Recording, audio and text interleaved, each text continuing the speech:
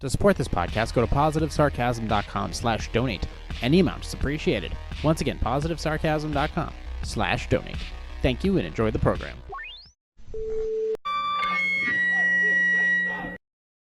Jay here, positivesarcasm.com, recorded here from the Spare Parts Studio, New Hampshire, near New Hampshire's beautiful seacoast for entertainment purposes only. Like, subscribe, share, donate. positivesarcasm.com/donate. Any amounts appreciated. You can find me on Instagram at @positive_sarcasm. You can email me there. Email me, direct message me. It's the same shit, whatever. It's electronic information being sent over to me so I can read it and reply back to you if I see fit. But if you want to email me directly, go to my website, positivesarcasm.com. That's the contact section. Or email me through positivesarcasm@outlook.com. Either way, well, there you go. Okay? I gave you 3 options. Figure it out. Spotify, iHeartRadio, TuneIn, Podcast Addict, Apple Podcast, anywhere where podcasts are available for audio version. Video version of this podcast available on Rumble and on YouTube. Just look for Positive Sarcasm Podcast. We got 3 more episodes left at this version of the Spare Parts Studio, this cramped version of the Spare Parts Studio. 3 more episodes. This one, next week's, and then the week after that, and then we are done. A nice little hiatus, a well-deserved few week break before we return to a more spacious version, a more relaxed version, and hopefully a more awake version. Last year was definitely a challenge, for sure. We've already gone over this, so followers of this platform have definitely seen a more noticeable improvement, a return to form. It's definitely been exhausting. It's definitely been a number since I returned back in January. But the reformat has been kind of nice to get a little more stretched out. Sometimes it's okay, though. Like, sometimes I just don't really know what to talk about. I have a couple items. They pop off, and sometimes they go for an hour, and sometimes it just ain't shit. But ultimately, it's like this week, it's like I got a little bit of this, a little bit of that. Nothing really crazy. May talk about some tariffs. May talk about some flu. But other than that, really nothing too much to get really intense about. But we'll dive into it and see if we can make something of it. But ultimately, even though it's for entertainment purposes only, it's information that happens to be out there that you might find suitable for your own daily lives. It's served me quite well in some way, shape, or form. I wish I'd listened to my own advice that I give up from time to time. But ultimately, at this time and at this age and this environment that the world is currently in, I seem to be following some of it, actually for the most part, all of it. And it seems to suit me quite well. And now I'm in a position to really serve myself better. And hopefully it serves you guys better as well. Oh, speaking, I talked a little bit about wine last week. Tink, this is Curmudgeon, by the way. It's a bourbon barreled red blend. It's quite good, in my opinion. Maybe some people of you are more a fan of Three Finger Jack, but there was a bottle out there that apparently was not available in this in my state for a very long time. It's been a few years. It's called CR Fortissimo. It's made by Carlo Rossi. It's a table wine.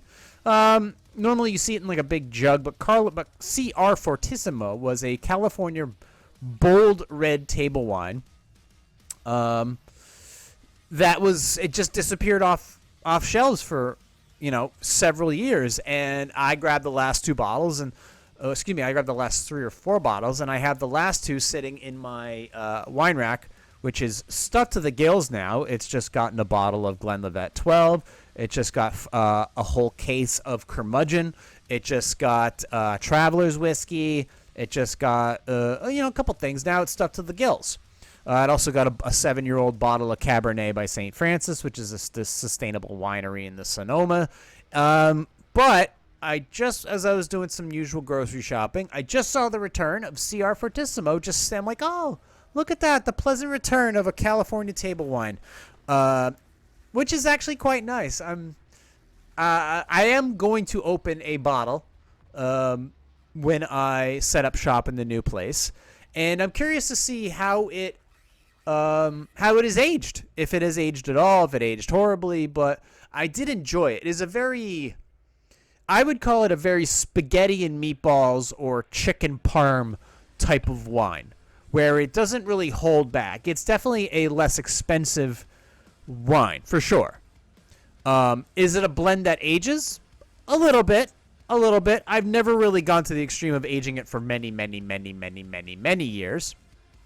But I am curious what a couple of years on the shelf would actually do for a very common, albeit popular. This is the thing.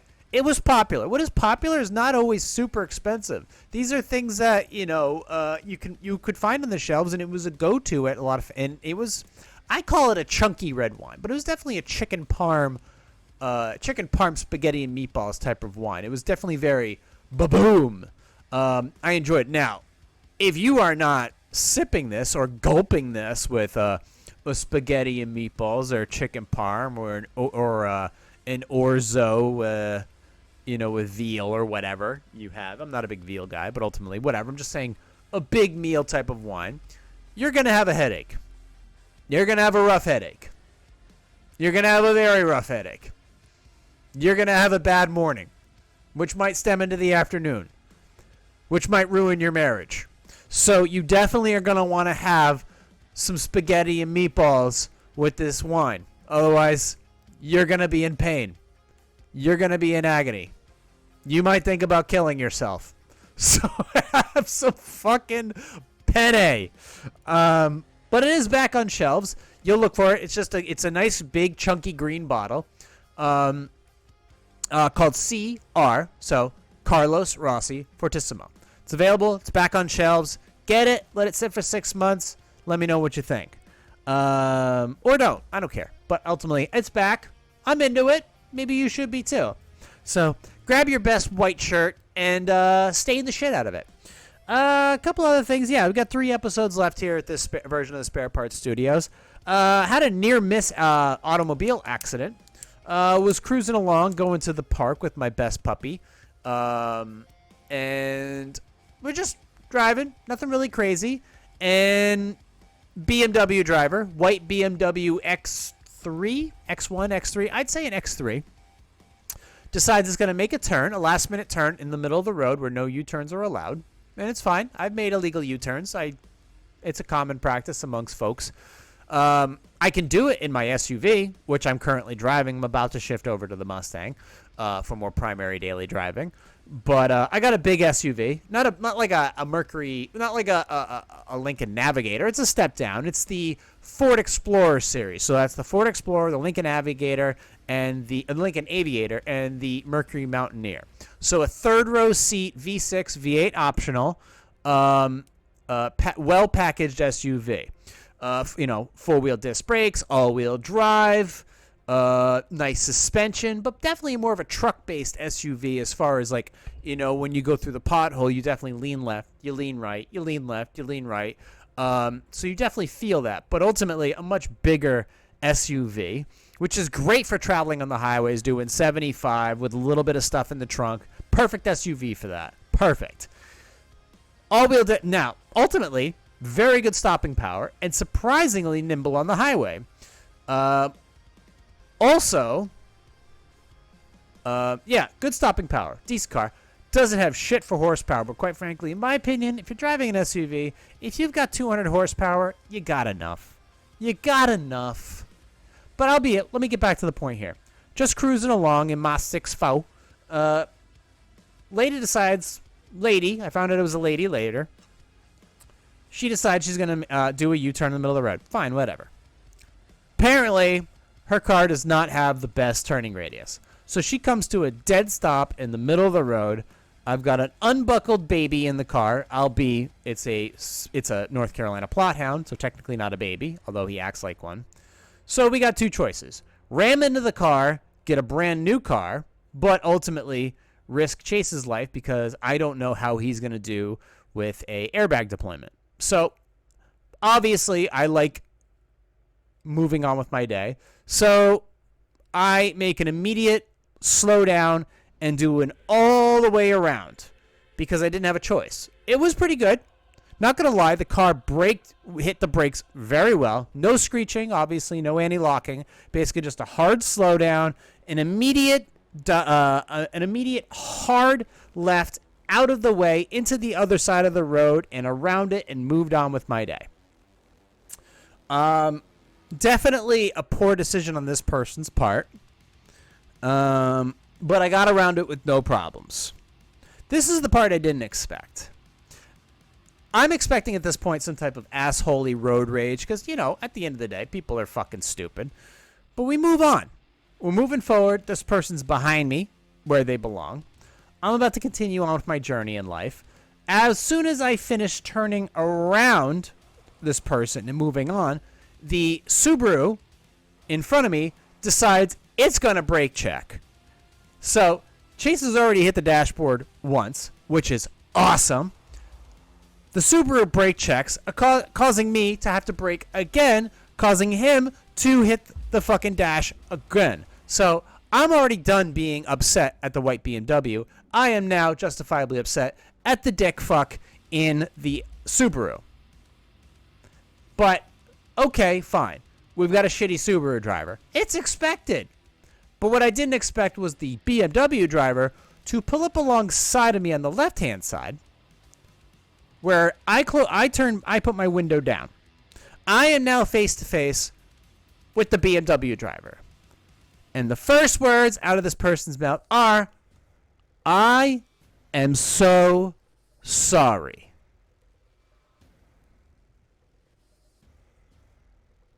I repeat, a BMW driver who just made an illegal U-turn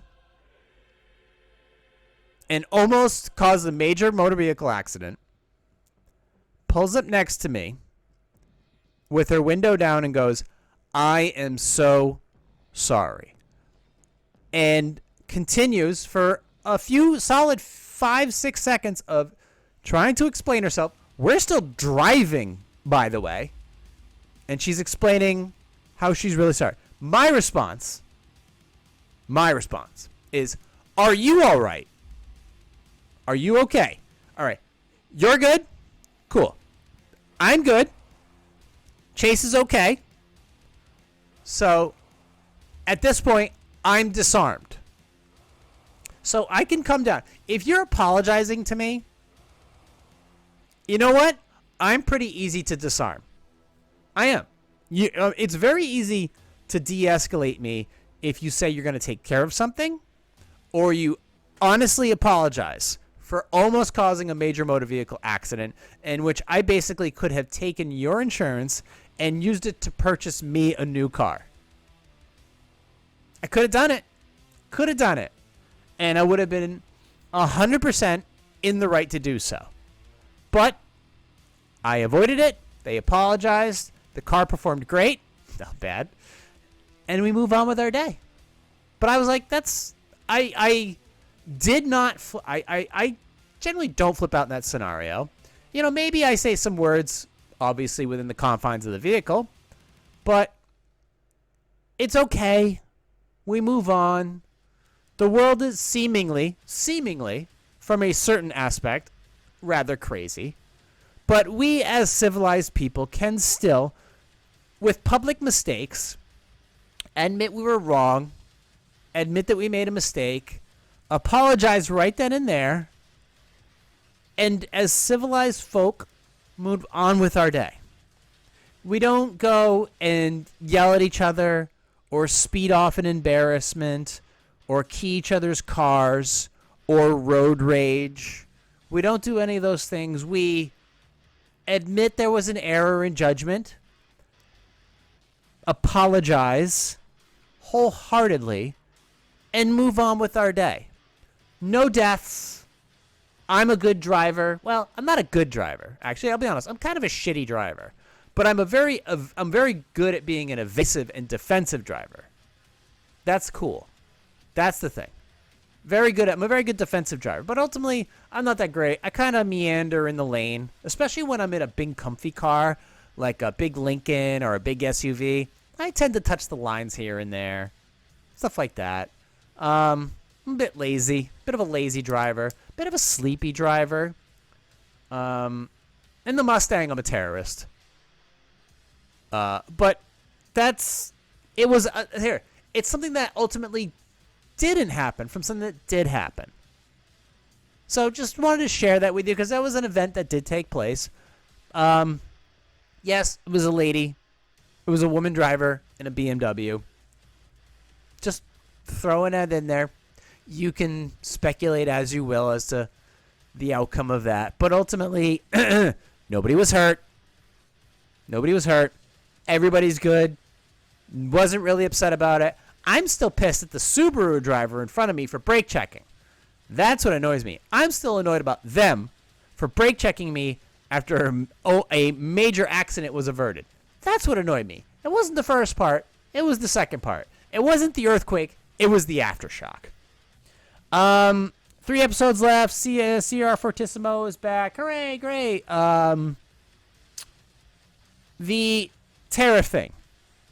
Obviously, the tariff thing is like the big thing in the news. It's like, so tariffs, obviously, there was a 10% tariff across the board, and then there was some major tariffs that were, shocked upon basically all importing nations, and then countries we export to. So that's taking place.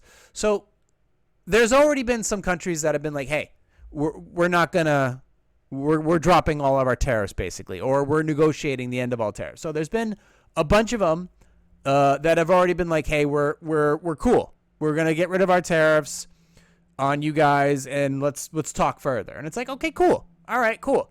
But who are these tariffs? Ultimately, the big one that everybody's freaking out about is China. China, obviously, a big importer of shitty clothes, cheap electronics, things like that, and all kinds of other stuff. But they're the ones that everybody's looking at, and that's one of the reasons. And obviously, there was some shock to the economy as far as like the stock market and stuff like that. But the ones that, and those are that negotiation is still, I don't know if it's a negotiation at this point right now. It's just kind of a pissing contest, but for understandable reasons. But I'm just going to give you the idea of like, I'll give you the information. You do with it as you will. There are several countries that have already been like, hey, we're not fucking with these tariffs things. We're going to either drop our tariffs, and we're going to talk further, because obviously the United States, where I live, is not playing fucking games right now. Okay. Well, that being said, one of the first countries to drop basically all tariffs was Vietnam. Vietnam is a supposedly very communist country, but a country that we can vacation to. Apparently, they have very good food. They actually do have very good food, and they are a large exporter of multiple things, such as broadcasting equipment. This is according to the OEC. They're number 34 out of 195 in terms of gross domestic product. That's pretty high. That's pretty damn high. Number 15 out of 226 in total exports. 128 out of 196 in economy in terms of GDP per capita, blah, blah, blah. So they have a complex economy. Now, as far as what do they export? What's their big export? Broadcasting equipment, $83 billion. Integrated circuits, $32 billion. Office machine parts, $16 billion. Computers, almost $16 billion. Broadcasting accessories, $12.5 billion. Top destinations for this shit? United States at $118 billion. China, $85 billion. Japan, $25 billion. Hong Kong, $17 billion. Germany, $14 billion. So they were the world's largest exporter of fuel wood, coconuts, Brazil nuts, cashews, cotton, cinnamon, leather sheets. So there's some legitimate stuff that comes out of Vietnam. Now, Vietnam, they make clothes that I actually wear. They make shoes. That actually halfway decent shoes. So there's a lot there from Vietnam that we actually utilize. So there was a heavy tariff. As far as how they responded when tariffs were levied on them, they offered to remove all tariffs on U.S. goods. So we put a 46% tariff on their imports. That has been paused because they offered to remove all tariffs on all these goods. So what does that mean? Is it a possibility that you will see a possible drop in? Now, first of all, energy prices have gone down depending upon what kind of energy you're talking about. If it's like obviously the cost of transportation. So if diesel prices and gasoline prices drop, then obviously maybe that will get passed on to the consumer. as far as electrifying your house and things like that. It depends on the contracts that the electric companies the electric utility companies that you have, what their contracts are currently set at per kilowatt, or if they can renegotiate. And if honestly at peak hours or non-peak hours, if that drops, your house electricity can go down. Your natural gas can go down. The cost of transporting that natural gas. All these things has a trickle-down effect. How long does it take to trickle down? I don't know. But honestly, gasoline has gone down, I'd say for regular gas, around 40 cents a gallon, 50 cents a gallon, which isn't bad. I'd say we're about 30 cents away. 30 cents away. So when I last looked, I have a classic picture when there was a gas station in Northampton. There was two. They were across the street from each other. One of them showed regular gas at $2.49 a gallon. And then in 2021, when the picture was taken, it showed gasoline prices at $5 a gallon. This is for regular gasoline. So obviously, two different administrations. Gasoline prices as of yesterday, for me, in my area, were at $2.64 a gallon. So I'd say we're about 20, 30 cents away from actually being near that low. Now, I'm entering into muscle car season where my gasoline price is actually going to go up for per gallon. It's going to be closer to $3 a gallon. Could that go down? It could. But I actually get pretty good gas mileage in the Mustang. Despite it being a full-sized V8, it's actually more of a modular V8. When you say like a full-size V8, that's like a 5-liter and up. Where this is a 4.6, it was a 16-valve, not a 24, not a 32. It actually got really good gas mileage. Despite the way I drive it, it actually got pretty good gas mileage. So, and my gasoline consumption is actually going to drop considerably in about, I'd say, 30 days, which is going to be fucking sweet. So that being said, that is something like these things, this trickle down on cost. Will it end up with food? Like food is different though. Food, obviously, there's going to be question is, do the big companies pocket this stuff? But we'll see. Ultimately, I'll get back on track here in a second. But ultimately, the gasoline prices are dropping considerably in my state. These other products, though, that are coming from Vietnam, such as clothes and materials and electronic goods, they may drop in price as well. And hopefully the transportation of those items drops, which means you may see a trickle-down effect of things becoming less expensive. Depending upon where it comes from. It always depends on where it comes from. So, but once again, that was a 46% tariff that lasted for maybe 2 seconds. And then Vietnam basically said, hey, we'll remove everything. Because honestly, it hurts them too. Because if Vietnam wants to sell this shit, but it's too expensive to buy it, they don't make any money. Vietnam, even though they're a communist country, they want to make money. They want to be able to feed their party's image. So in order to continue to do that, because they can't, as at the end of the day, what they sell to the United States is $118 billion worth of goods. $118 billion worth of goods. That's a lot of fucking money to a place like Vietnam. So any decrease in that amount could be painful. Speaking of pain, I need some water. So that's just Vietnam. Now, what are other items? Now, obviously, coconuts, Brazil nuts, cashews. Those Brazil nuts and cashews, some of the more luxury brand nuts. Non-retail mixed cotton yarn. Don't know what that is. Actually, maybe if we click on it, we can find out what that is. Let's open that in a new tab. What is non-retail cotton mixed yarn? I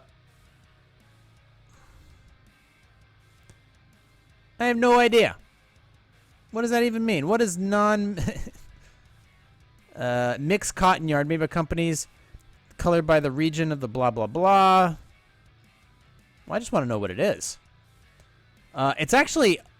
So China exports a shit ton of it. They export about $274 million worth of it. Indonesia exports a lot. Oh, they're declining. Oh, boy. Vietnam. Cambodia. I don't know. It's interesting how this thing... Okay. Let's see. Guatemala, Chile. Vietnam exports $405 million in non-retail mixed cotton primarily to China for $274 million. During the same year, imported $58 million to mainly from China. Okay. So there you go. That's a trade agreement between Vietnam and China. Let's see. It's a this world market's very complicated for sure.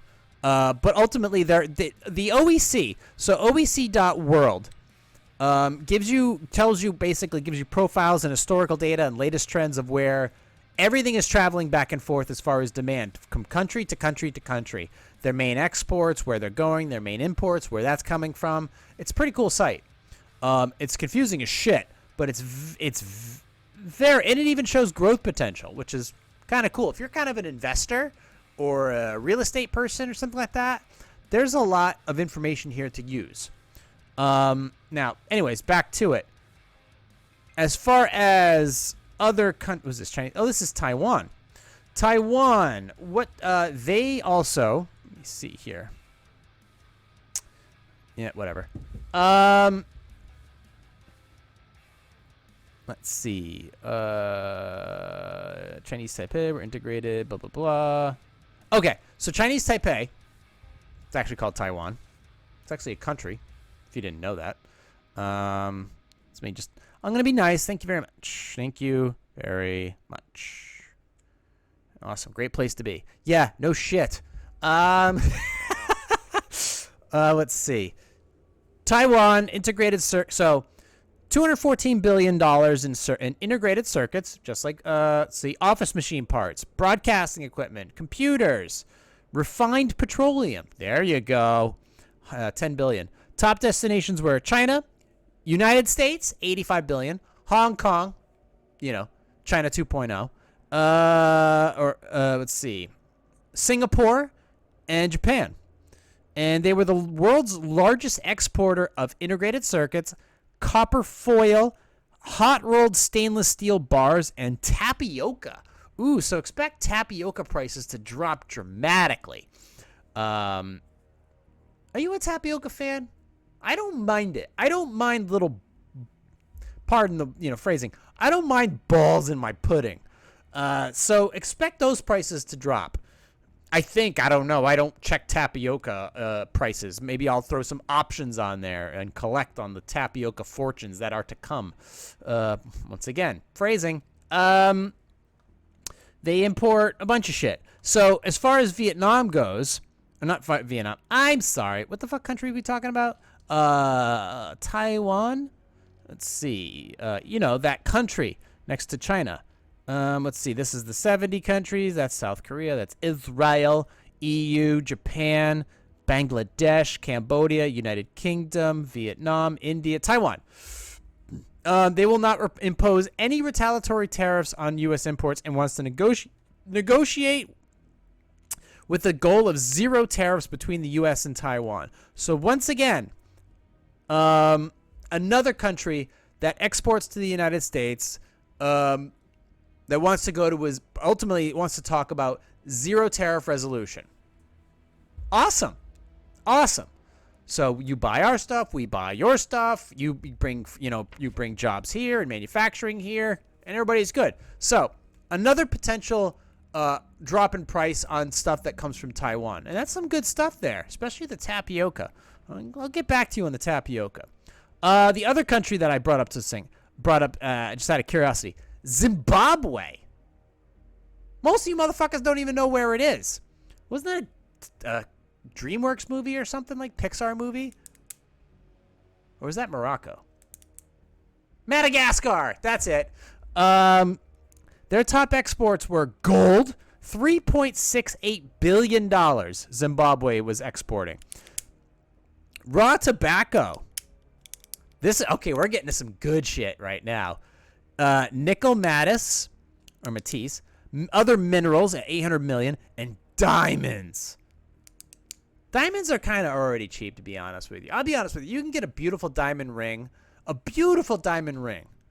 Honestly, if you can't afford at least $1,000. I mean, I know there's coupons out there, but if there's a diamond out there for $1,000 and you can't afford it, man, God help you. I mean, in my opinion, if you're gonna buy a girl a diamond ring, your minimum is $900. $800 if you could find a really good coupon code. But your target number for a diamond ring, all right, is $1,000. If you're gonna get a girl a diamond, $1,000. If it's a solitaire will give you a little bit more of that juice in the middle, a little more of a juicy like half carat cut. You're gonna have, if she wants a princess cut, basically one diamond in the middle, flanked by two smaller diamonds on the outside. It's gonna be a little tougher. That's gonna be a little tougher. Now there's total weight, and then there's solid cut. So total weight means that basically it's a bunch of diamonds that are smashed together to make a total weight. That's kind of a cheap way out. You kind of want, in my opinion, you want a total weight diamond. Now, if you get little diamonds surrounding it, but that actual carat in there better be all on its own. And you want to get natural. Don't get this lab shit. Get a real diamond. Make sure it's got some blood on it. Wipe the blood off of it. But a real diamond, all in one, not total weight together. Should be around $1,000. Now, if you get coupons on you, great on you. Cool. No problem whatsoever. Silver, white gold, platinum, who gives a fuck? Doesn't matter. It depends on what your girl likes. Or a guy. I don't judge. I do. But still, either way, put a ring on it. Think $1,000 minimum. Now, some people's like, dude, $1,000, I spent $3,000, $4,000, $5,000. Great. Fucking good on you, dude. Congratulations. But I'm just saying as a minimum, okay? Don't pull it out of the fucking candy machine. Don't go find it at a pawn shop. Set aside at least $1,000 and then go find like an accent ring on top of it, something colorful or maybe smaller diamonds, and then add that onto it. It'll cost you an extra $200, and there's probably a coupon for that too. Do that. Set aside that amount, all right, and try to make sure that you make sure it's sized appropriately when you first buy it. Otherwise, you're gonna have to spend another $50 to $100 to have it resized. Anyways, giving away trade secrets here. Raw tobacco, gold, diamonds. They're top. Once again, gold, raw tobacco, nickel, other minerals, and diamonds at 489 million. Top destinations: Arab Emirates, China, South Africa, Mozambique, and Hong Kong. They imported a bunch of shit. None of it from the United States, honestly. That's about to change. But they basically said, hey, what did they say, actually? Zimbabwe said, I know they're on here somewhere. Let me see. That's Indonesia, that's India, Vietnam, Cambodia, Bangladesh. I want to get to all these ones that actually said, hey, pump the brakes. But I don't know if Zimbabwe's on here. They should be. South Korea, Israel, EU, Japan. God, this site sucks. Cambodia, United Kingdom, Vietnam, India, Taiwan, Indonesia, Lesotho. Is that a pasta? They did state, apparently it's not coming up here, but they did announce that they're basically chilling out and ditching all of their tariffs on us. So that could be another potential avenue of freer trade, maybe them bringing stuff here or them buying stuff ultimately from us. The goal is them to buy stuff from us or to bring some manufacturing here ultimately. But Zimbabwe, it's like they're not trading with us.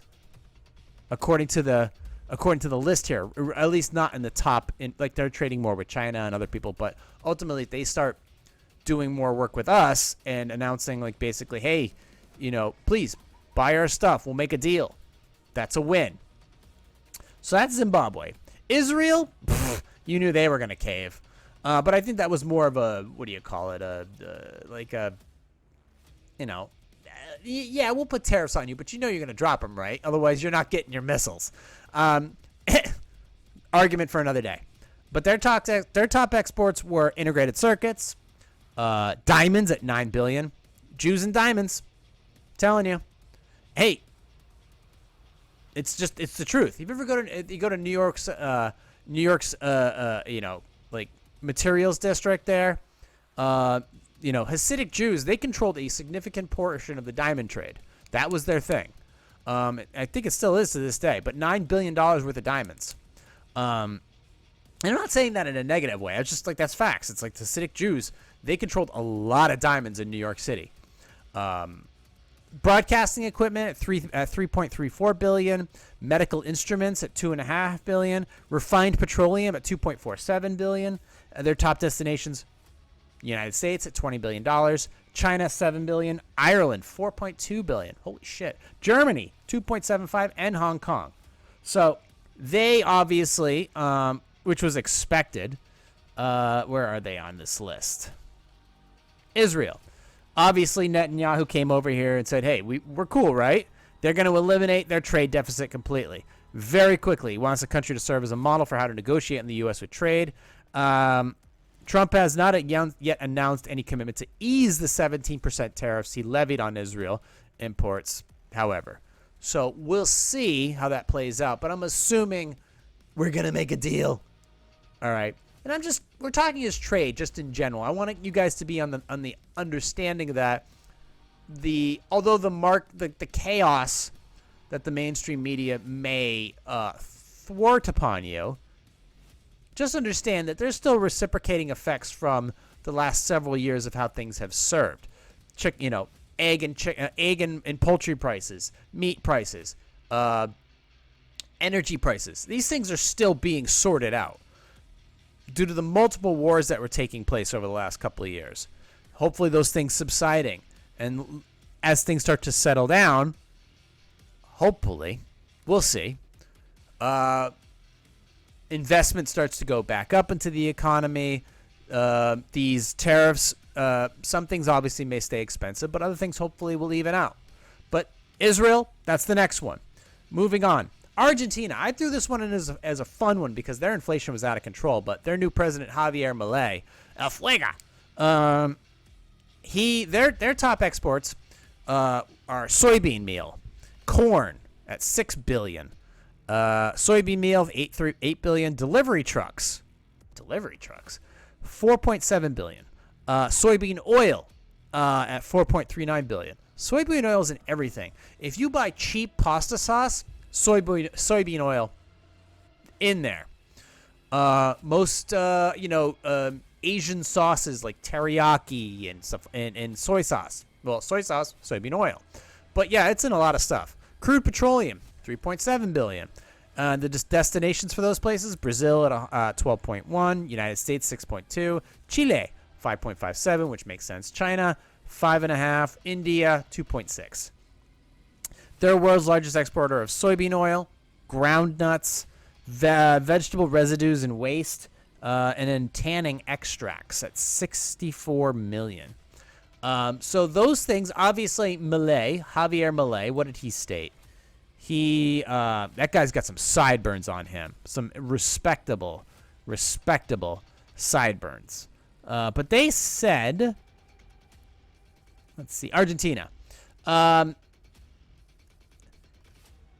Tariffs were announced. He's hailing the 10% tariff rate being as a win compared to other countries. The trade minister and the trade reps there have both agreed they're engaging in trade negotiations. So now also, Argentina, they got wine. They're big into something called Malbec. Malbec is a very, very, very purpley wine. It's actually quite good.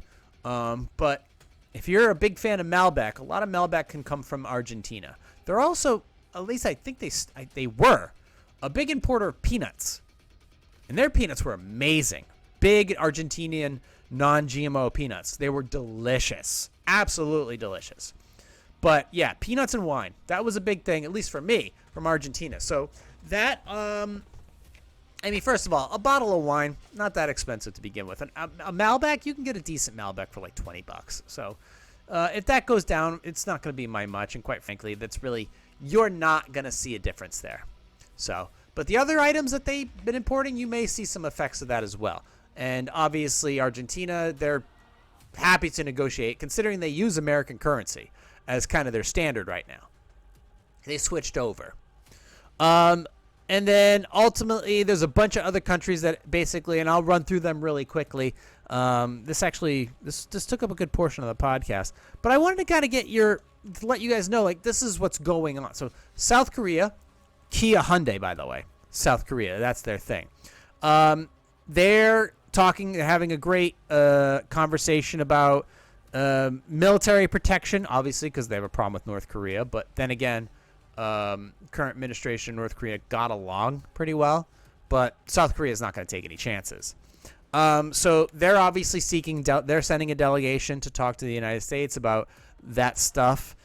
So there's that. So South Korea, they're willing to talk. They're willing to talk. And actually, South Korea, Kia Hyundai, they brought manufacturing to the United States for automobiles.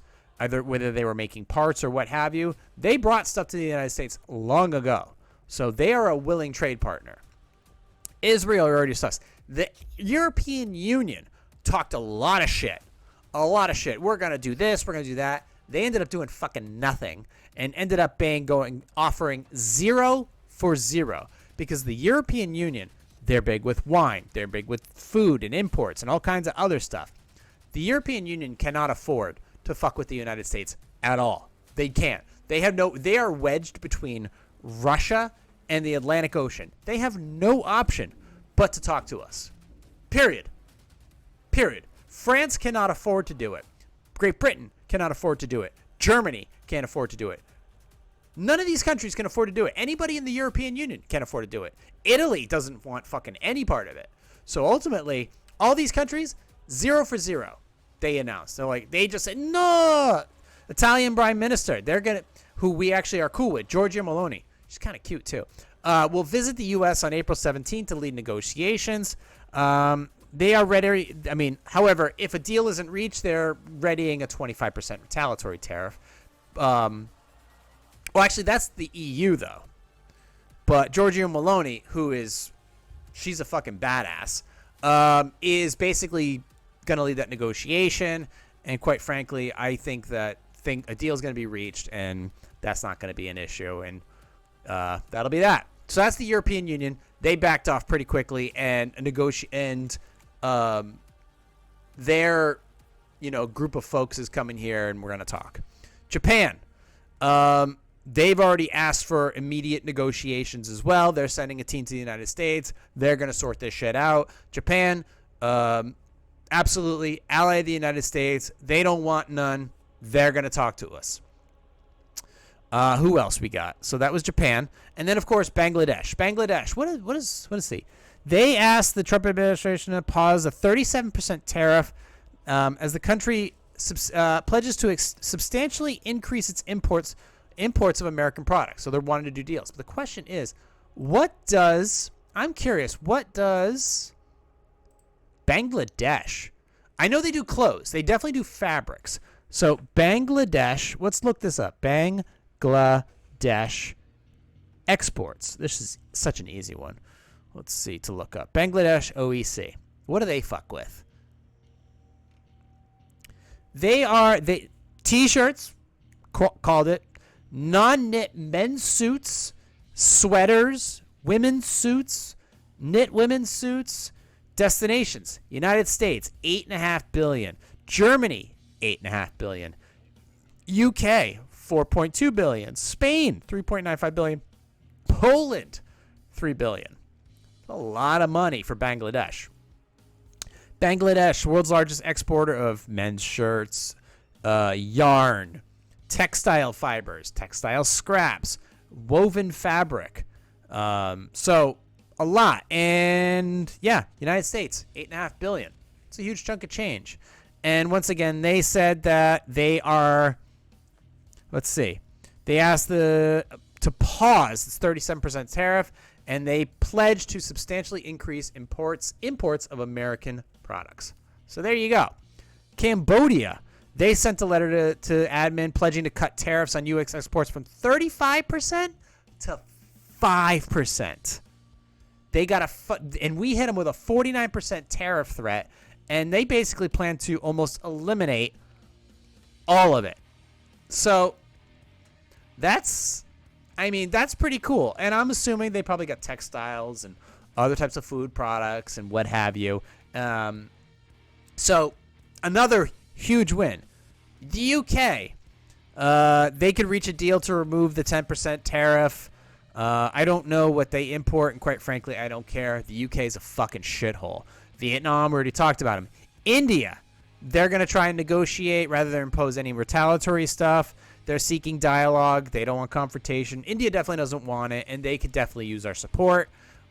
India kind of does their own thing, but at the end of the day, there's a lot of back and forth with the United States. So they're going to talk. Taiwan, we already talked about them. Indonesia said they are going to pursue diplomatic solution to the 32% tariff. The country is planning on sending a delegation also. So a lot of delegations coming to the United States to negotiate, which is kind of good. First of all, it saves on air travel for us. They're coming to us. Lesotho, I don't even know where that is, but they're planning to send a delegation. So apparently they're big into textiles. They provide a ton of denim to brands like Levi. So that's a lot of denim. And denim is not cheap. Denim is not like buying a decent pair of jeans. First of all, I stopped fucking with jeans a long time ago. I'm a chinos guy now. I wear a lot of chinos, colored chinos. That's kind of my thing to go to. Much nicer, feels better. It's easier to wear dressier shoes and sneakers, in my opinion, with a pair of chinos. I feel like I've grown up a little bit with taking the jeans and kicking them to the curb. It's not my thing. But that being said, those of you who still rock the Levi's and the Wranglers, yeah, they're a big distributor of the denim for that. So they are. It was apparently our tariff on them was 50%, and they're a little So they're a little landlocked African country. So they want to negotiate. They don't want to lose their business. If that's their major export, that would hurt them a lot. So they don't want to lose that cash flow. Australia. They basically said they're not going to impose retaliatory tariffs. They will increase trade with the Asia-Pacific region, but will continue to negotiate, of course, with the United States, looking for a better deal, because reciprocal tariffs would, of course, So, of course, Australia is going to talk. I don't know what they import. Quite frankly, I don't fucking care. Argentina, we already talked about them. So these are some of the things that are going on with the tariff world. A lot of them, there was 70, I believe it was 70 countries. Let's see.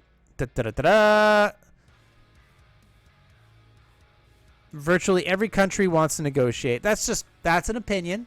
That's just stat. But yeah, there was a lot of countries on that list, but a lot of them, I mean, the ones that obviously the biggest one, I don't know what Russia imports. I mean, obviously they have a lot of energy over there, some luxury goods. Europe would hurt a lot. Europe would be painful. It would be very painful for Europe because a lot of luxury brands come from Europe. So luxury brands, luxury products, wine. Japan doesn't want to fuck with that. Russia, I'm not really worried about. The biggest concern is China, because China is a huge exporter of electronics and clothing and things like that. So and obviously people are freaking out over things, they buy from like Shein, they buy from Temu, they buy shit off of TikTok, a lot of, like I said, electronics. But ultimately these things that's the big concern. If a deal is right now, it's ramping up rapidly. It's all, and it's not just talk. This stuff's getting put into place. The question is, who blinks first? Who blinks first? And ultimately, maybe nobody blinks. They ultimately decide to go their way, we go our way, and then other countries go, hey, I heard you're not really buying stuff from China anymore. Maybe we can be of service. Maybe you could start buying your knitwear and your electronics from us, and we'll do business with you, and we'll ramp up our stuff and our import-export deals with yous. And if that's the case, cool. We go that route. So there are options here. It's like, fuck it, I don't buy from you, I buy from somebody else. And maybe the quality's better. So that is what's actually going on. Now, it makes for a lot of fluff. It's a great thing to sell panic on. What is Chase doing over there? You good, buddy? Hey. Oh, he's just scratching himself. I just see the blanket moving back and forth. Looks uncomfortable from this angle. But it's a great item that if you wanted to cause panic, you could cause panic. Obviously, I see a lot of stocks in red. I understand that. I'm still holding heavily. I have thousands of dollars invested, and I haven't moved any of it. I did take some out so that I could make sure that I'm all set for this upcoming move, which is a big step in my life, a big step forward again. But ultimately, I put a lot back in, and I'm sitting there, and I'm not moving on this because I think and actually, if anything, I want to see how quickly I can get out of this moving situation, taking care of it, so that I can actually go and buy more. And I would love to. Right now, in my opinion, I think there's going to be a little more chaos, but ultimately there's going to be, can you time the market? You could. It's better you don't. Because when you look at the grand scheme of things, not to get all super stock market-y, super whatever, it's always been like this. There's been some major drops, but ultimately it's just like, it's fucking jacked to the tits right now. And over the long term, you're making out 10, 20, 30%. You're just making out. And if you buy at a little bit of a smarter time, if you get like a 5% advantage, you get like a 20% fucking blast on your retirement, on your investments, or whatever, on your short-term turnarounds. You really do. So ultimately, if you're going to invest. Apple's not going anywhere. Microsoft's not going anywhere. Motorola's not going anywhere. IBM's not going anywhere. A lot of these, Palantir, a lot of these places, they're not going anywhere. The vast majority of them, just buy the S&P 500, buy the NASDAQ, buy the Russell, just buy the indexes, the ETFs, whatever. Buy those. They're not going anywhere. All right, there's a lot of guarantees out there as far as the stuff that's going to be around. The S&P 500, unless there's a nuclear war, is probably always going to be around because that controls most of the stuff. And there's dividends on it that will allow you to reinvest. So just fucking do that. Just do that.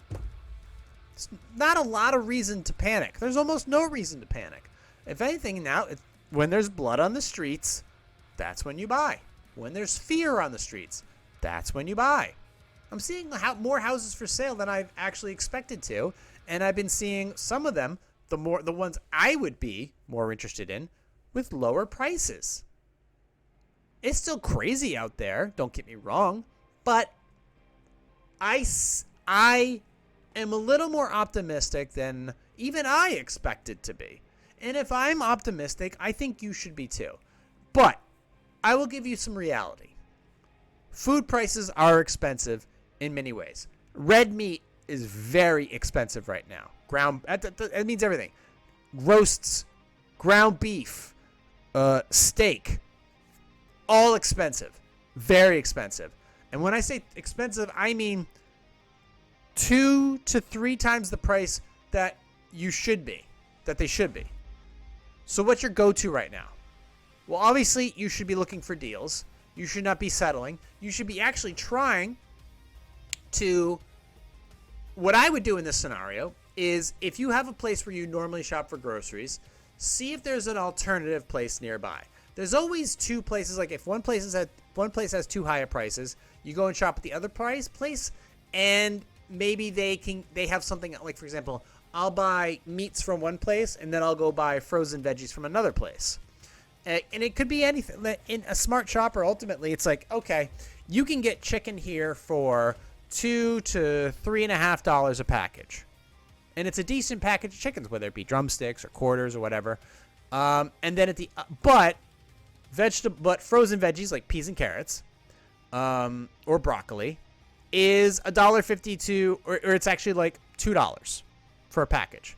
Whereas you go to the other place, the meats might be more expensive at the moment, but you can get that same amount of vegetables for 50 cents less. So you buy 4 packages of it, you just saved yourself $2. Now, That's the thing, is that's how you end up getting your grocery bill down, is by kind of dividing and conquering. And obviously keeping the bullshit out, staying out of the aisles that ultimately get you in the most amount of trouble. Excuse me. Now, what are items that ultimately get you in trouble or get me in trouble? Oils, seasonings. That's what gets me in the most trouble. I love seltzer. Love seltzer. I try to stay away from that. Supplements. Supplements don't get me into trouble, but I know that I have to refill on them. But ultimately, I have a place where I go from that. Supplements are going to be another thing I keep an eye on as far as prices go, because a lot of supplements do come from China. A lot of them. When I say a lot, I mean fucking almost all of them. A lot of them are a product of China. Now, some of them come, like fish oils, they'll come from fish oil, a lot of it comes from China too. But like cod liver oil, that can come from like Northern Europe and things like that. But that's another one to watch, is how the prices of vitamins, if they go up. That's another thing. That one would actually suck for me, to me, honestly. But we'll see. But dividing and conquering, grocery shopping, so where people get hurt the most, energy prices and the cost of food. If you can't afford to fill up your tank and feed your family, that's when chaos ensues. Okay? That's the thing. So being able to put $20 worth of gas in your car, and the other $20 being able to go out and get some groceries for a few days, veggies, rice, meat, sticking to that, you'd be in good shape. If you stick to that and be able to diversify, if you diversify in your stocks, you should be able to diversify in where you shop. All right? You think you're getting a good deal at TJ Maxx, you think you're getting a good deal at JCPenney's, you think you're getting a good deal at Walmart, you're probably not. You could probably go somewhere else. Hell, you can even go to a secondhand store and get more of what you wanted, more variety of what you wanted for a far cheaper price. So I would strongly suggest this is how a lot of people succeed. A lot of people succeed. And there's nothing wrong with it. There isn't. Now, if you've got the money to splurge and you can go and buy top shelf, hey, you know what? I'm not going to tell you what to do. For the people that are struggling, though, they've got 5 different fucking movie subscription packages and have a car that they didn't need, and they paid 25, 30 grand for it, where they could have bought a car for between 8 and 12. Hey, these are the people I'm talking to. You should have made some better decisions. And there are avenues for you getting out of this mess. Now, am I the person to obviously offer that guidance? No, because I have no certification, anything. So what the fuck would I know? This is for entertainment purposes only. But for entertainment purposes only, I tell you the truth the best that I can report it. That being said, after one package of Elevate You, one package of Eternal Energy, and 2 pills of forebrain focus, I think I'm done with this tariff version of the Positive Sarcasm podcast. If you have any questions, concerns, or comments, you can email me directly, positivesarcasm@outlook.com, or you can hit me up on my website, hit the contact page right there, or email me, hit me up at Instagram at @positive_sarcasm. Like, subscribe, share, donate, positivesarcasm.com/donate. Any amounts appreciated. Podcast is anywhere podcasts are available. Download it, watch it, do whatever you want to do, but it's available to you. But any questions, concerns, or comments, or posing music requests, go ahead and hit me up. And that's it. Till then, thank you for listening, watching, subscribing. After this episode airs, we got 2 more to record. And then I'm off to the beautiful ocean. I'm off to the ocean for a nice little I'd say about a 3-week hiatus. And then hopefully we'll be back online with some more energy and a proper focus. But thank you for listening, watching, and subscribing. And I'll talk to you all next week. Recorded here from the Spare Parts Studio near New Hampshire's beautiful seacoast for entertainment purposes only. This has been a Positive Sarcasm presentation.